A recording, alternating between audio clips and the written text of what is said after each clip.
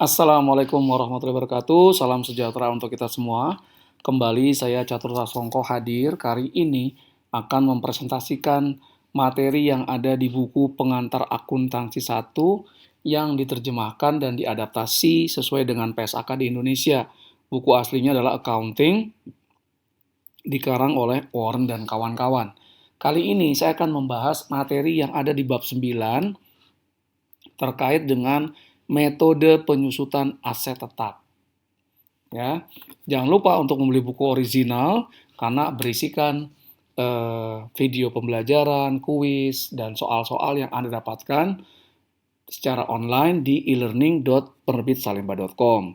E-learningnya dapat diakses dengan cara membeli buku Pengantar Akuntansi 1, Adaptasi Indonesia, yang original tentu saja, atau membeli kode aksesnya. Silakan kunjungi e-learning.penerbitsalemba.com dan cari e-learning Pengantar Akuntansi 1, Adaptasi Indonesia, edisi kelima.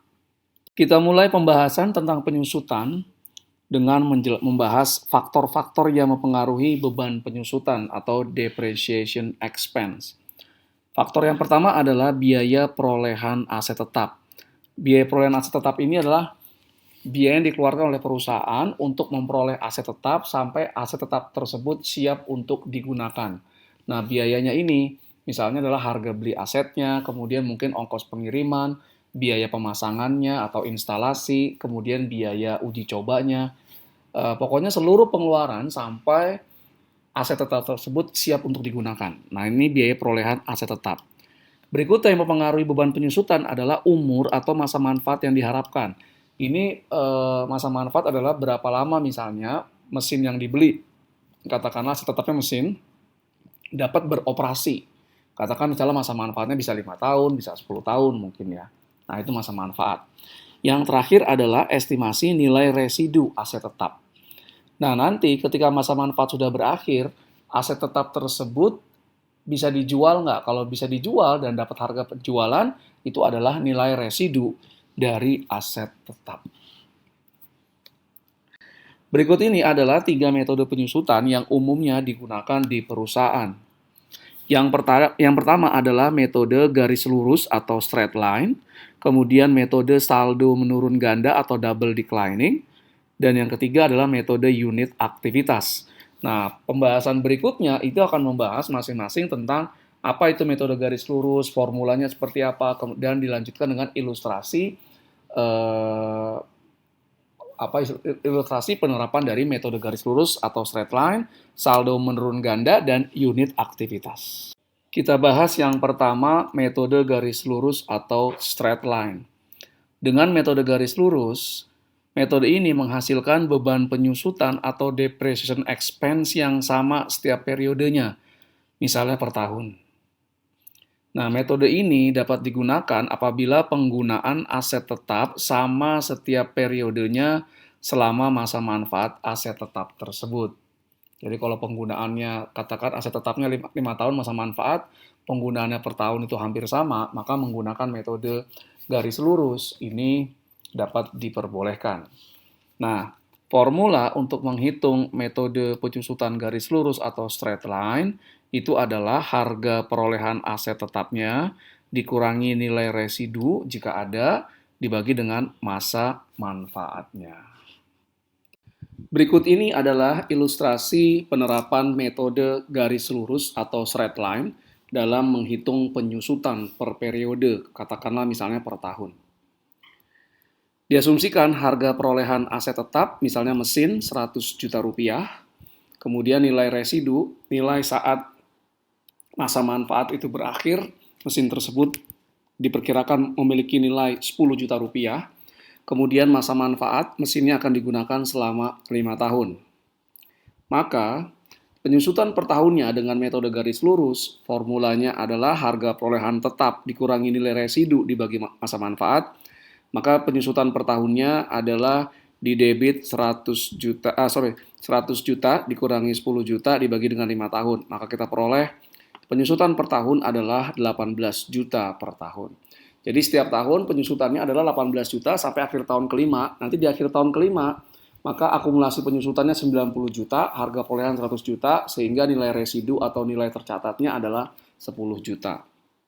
Nah, ayat jurnal yang dicatat setiap tahun terhadap penyusutan mesin tersebut, aset tetap tersebut adalah beban penyusutan mesin di debit, kemudian kreditnya adalah akumulasi penyusutan mesin sebesar 18 juta rupiah. Maka kalau ini tahun pertama misalnya, berapakah nilai tercatat dari mesin ini? Kita bilang misalnya harga perolehan itu adalah 100 juta, kemudian akumulasi penyusutan karena ini baru 1 tahun, maka akumulasi penyusutannya adalah 18 juta rupiah. Sehingga nilai tercatatnya, ya, nilai tercatat atau carrying amount atau kadang dibilangkan nilai buku itu adalah sebesar 82 juta rupiah. Metode penyusutan berikutnya adalah metode unit aktivitas atau unit of activity method. Nah, metode unit aktivitas memberikan jumlah beban penyusutan yang sama untuk setiap unit aktivitas aset yang digunakan. Nah, unit aktivitas yang digunakan dapat berupa jam. Katakanlah ada mesin. Mesin produksi dia dapat digunakan atau memberikan manfaat katakanlah 50.000 jam. Nah, berarti nanti setiap jam pemakaian mesin produksi tersebut beban penyusutannya sama. Atau menggunakan jarak perjalanan, misalnya kilometer, katakanlah ini untuk kendaraan gitu ya. Nah, dia misalnya dibeli, kemudian diperkirakan akan memberikan manfaat sampai 100.000 kilometer. Maka beban penyusutan per kilometernya akan sama. Atau unit yang dihasilkan, katakanlah sebuah mesin produksi dapat menghasilkan sampai 100.000 unit. Maka nanti biaya penyusutan mesin tersebut per unit akan tetap sama. Nah, berikut ini adalah cara menghitung langkah-langkah yang dilakukan untuk menghitung beban penyusutan dengan metode unit aktivitas. Langkah yang pertama, kita menentukan penyusutan per unit. Formula yang digunakan adalah harga perolehan dikurangi nilai residu dibagi total unit aktivitas. Langkah kedua, kita menghitung beban penyusutan. Nah, beban penyusutannya adalah penyusutan per unit aktivitas dari langkah pertama dikalikan unit aktivitas yang digunakan katakanlah dalam 1 tahun. Oke.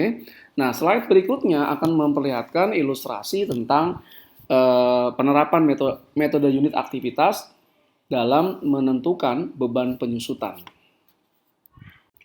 Metode ketiga yang dapat digunakan untuk menghitung beban penyusutan setiap tahun misalnya adalah metode saldo menurun ganda atau metode double declining method.